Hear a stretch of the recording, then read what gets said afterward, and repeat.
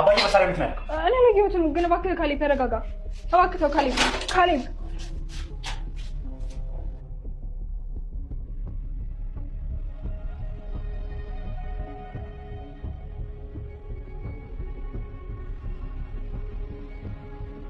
ልጅ አይደለሽ እንዴ?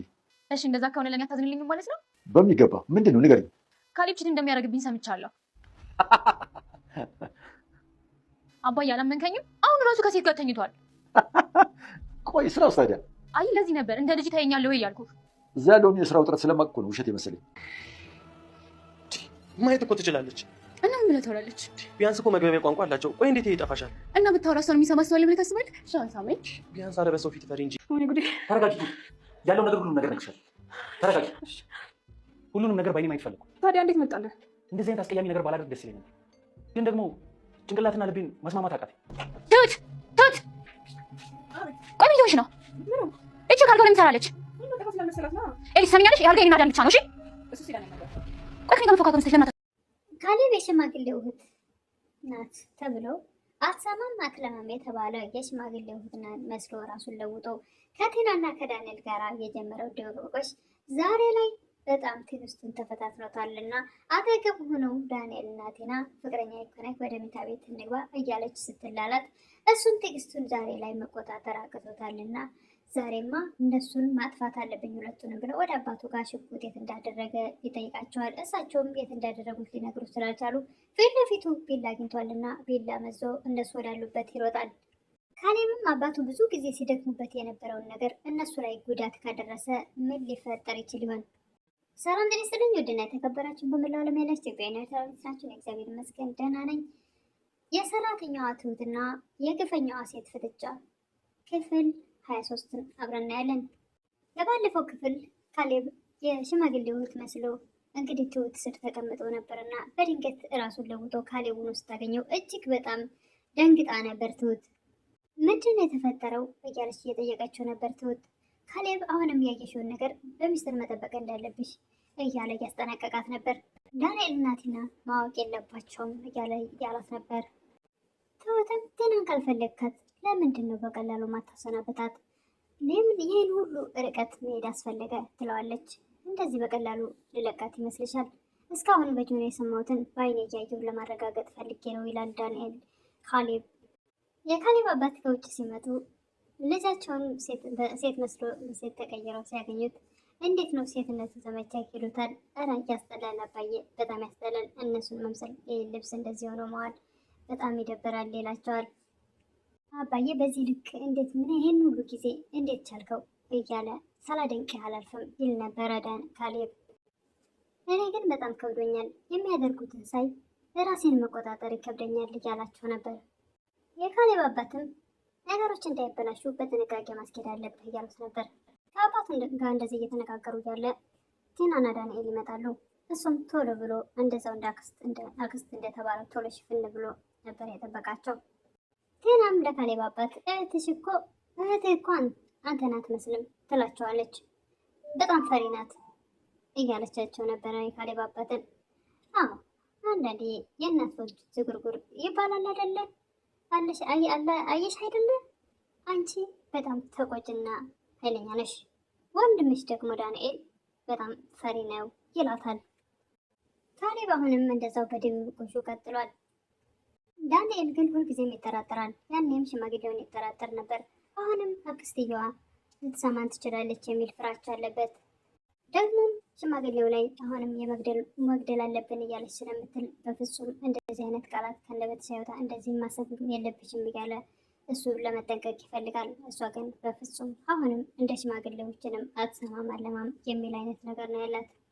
ካሌብ ከአባቱ ጋር ወደ ውጭ በመውጣት አባቱ ምን ያክል ስቃይ እንዳሳለፈና እንዴት ይህን ሁሉ ነገር ታግሶ ተቋቁሞ እንዳለፉት እያናገራቸው ነበረ። ካሌብም እንግዲህ የለበስኩት ቢጃማ፣ ከላይ ላይ ያደረግኩት ዊግ፣ ሁሉም ነገር በአጠቃላይ መልኩ ምቾት ነስቶኛል እያለ ለአባቱ ይነግራቸዋል። እሳቸውም ቻለው እንግዲህ ምን ታደርገዋለህ። የካሌብ አባትም ይህንንም ይከብድሃል ብዬ ነበር፣ በመጀመሪያም ተው እዚህ ነገር ውስጥ አትግባ ብዬህ ነበረ ይላሉ የካሌብ አባት። ዳንኤል የካሌብ አባትን እህትዎ ትሰማለች እንዴ ይላል። እሷማ የመስማት ችግር አለባት ይላሉ። እንግዳውስ አንድ ነገር ልጠይቀውት ነበር ይላል ዳንኤል። እሺ ጠይቀኝ ልጄ ይላሉ እሳቸው። እሱም አባዬ አሁን የምነግርህን ነገር ማንም ሰው ማወቅ መስማት የለበትም ይላል። አንዳንድ ነገሮች ስራ ማስኬጃ በአንድ ወር ውስጥ የምመልሰው ገንዘብ አበድሩኝ ይላቸዋል የካሌብ አባትን። ስንት ነው? ምን ያክል ነው ይላሉ የካሌብ አባት። ዳንኤልም ስንት ነው የፈለግከው ልጄ ሲሉት የካሌብ አባት 4 ሚሊዮን ይላል እሱ። 4,000 ብር ነው መሰለኝ የመሰለው 4 ሚሊዮን ሲል እሳቸውም ከት ብለው ሳቁ። የካሌብ አባትም ከት ብለው ከሳቁ በኋላ እሺ እሰጥሃለሁ እያሉ እያፌዙበት ነበር። ካሌብም አጠገባቸው ተቀምጦ ስለነበረ ይህን ሲሰማ ሳቁን መቆጣጠር ስላቃተው ወደ ኩሽና ብድግ ብሎ ተነስቶ ይሄዳል። ለትሁትም እየነገራት 4 ሚሊዮን አለኮ 4 ሚሊዮን አለኮ እያለ እየሳቀ ነበረ። ምን አይነት ደፋር ነው! እንዴት ሰው 4 ሚሊዮን ብር አበድሮኝ ይላል። በዛውም ደግሞ አንድ ወር በወር የሚመለስ። ትሁትም እነሱማ ደፋሮች ናቸው እኮ ግን በዚህ ሁኔታ እስከ መቼ ነው የምትቀጥለው? ትላለች ትሁት። ካሌብም የካሌብ አክስት እንደሆነ እንደቀጠለ ነው እና መኝታ ቤት ገብቶ አልጋ ላይ አረፍ ብሎ ዳንኤል እና ቲና ቀጥ ብሎ ወደዛ ይሄዳሉ። ትሁትን ጠርተው እና ያስወጭልን እዚህ ምትሰራለች ይችላሉ። ጭራሽም የኔና የዳንኤል መኝታ ቤት ተኝታብናለች ትላለች ስሜት ቲና።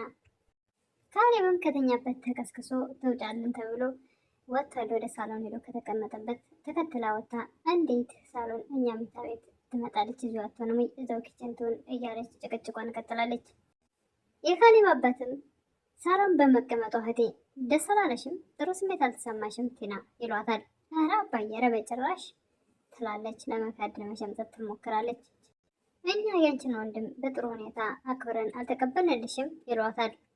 ኧረ አባዬ በተሳሳተ መንገድ ተረድተህ ነው እንጂ እኔ በጭራሽ እንግዳ ስቀበል እኮ በደንብ አክብሬ ነው ትላለች ቲና። የካሌብ አባትም ኮስተር ስትይ አይችሻለሁ እናም ደግሞ ሁላችሁም በፍቅር ኑሩ እንጂ እንደዚህ አይነት ነገር እንዳይኖር እያሉ ነበር የካሌብ አባት።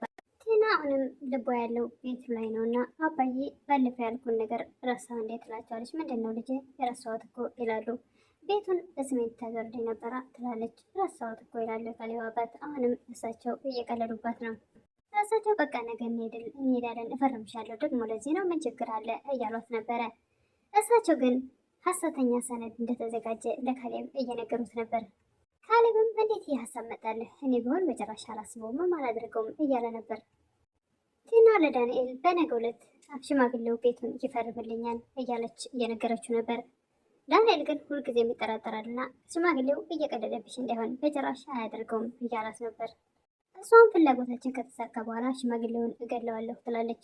ካሌብም አጠገቧ ሆኖ ይሰማል።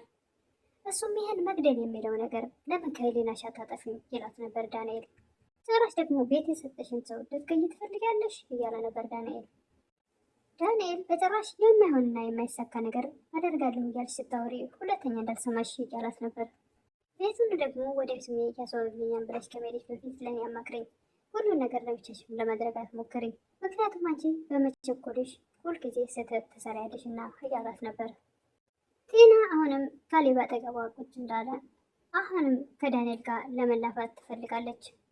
ዳንኤልም ኧረ ተይ እባክሽ መስማት እኮ ባትችል በዓይኗ ብታይናለች፣ ምን አለበት ከሰው ፊት አታፍሬም እንዴ እያሏት ነበር። በቃ ተነስ ወደ መኝታ ቤት እንሂድ ብላ ወደ መኝታ ቤት ይዘው ትሄዳለች። ካሌብም ተከትሎ ተነስቶ ይሄዳል። ቀጥ ብሎ ትሁት ጋር ይሄድና አባዬ ጋር ደውይልኝ ይላታል። ምንድን ነው ለምን ትላለች። ደውይ ያልኩሽ ደውለሽ ስጭኝ አላት። ትደውላለች። እሳቸውንም ደውሎ አባዬ ሽጉጥ የት ነው ያለው? እሷንም የት ነው ያለው ሽጉጥ እያለ እየጠየቃት ነበረ። እሷም እንደማታውቅ እየነገረችው ነበር። ምን ተፈጥሮ ነው እያለች ትሁት ካሌብን እያወራችው ነበር። ካሌብም አባቱም ሆነ ትሁት ያለበትን ሽጉጥ ሊነግሩት ስላልቻሉ አጠገቡ ያገኘውን ስለት ወደ መኝታ ቤት አምርቷል። ካሌብ አሁን ትዕግስቱን ስላለቀ ጉዳት ሊያደርስ ይመስላል። ቆርጦ እየተነሳ ይመስላል። ካሌብ እንግዲህ ስለቱን እንደያዘ በር ላይ ቆሞ ነበር። ትዕግስቱን ተቆጣጥሮት ያልፎ ይሆን ወይስ እነሱ ላይ ጉዳት አድርሶት ምን ሊፈጠር ይችል ይሆን? እሱን በቀጣይ የምናይ ይሆናል። ለዛሬ እንግዲህ የግፈኛው ሚስትና የሰራተኛዋ ትሁት ፍጥጫ ክፍል 23 ይህን ይመስል ነበረ። በቀጣይ እስክንገናኝ መልካም ቆይታ። ለምታበረታቱኝ እህቶቼ ምስጋና ከልብ ነው። አዲስ የሆናችሁ ደግሞ ሰብስክራይብ በማድረግ ቤተሰብ እንሆናለሁ። አመሰግናለሁ።